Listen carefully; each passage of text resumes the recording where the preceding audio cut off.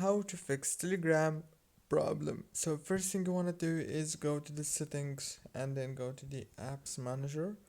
When you open the apps manager, all what you want to do is very simple: wait a few seconds and then scroll until you find Telegram.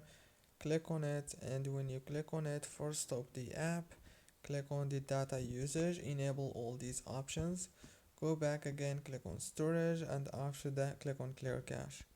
Go back and then click on this power usage details here. Make sure that the power consumption alert is enabled. And last thing you want to do is go to the Play Store or the App Store if you have the iPhone. And then all what you want to do is search for Telegram and update it.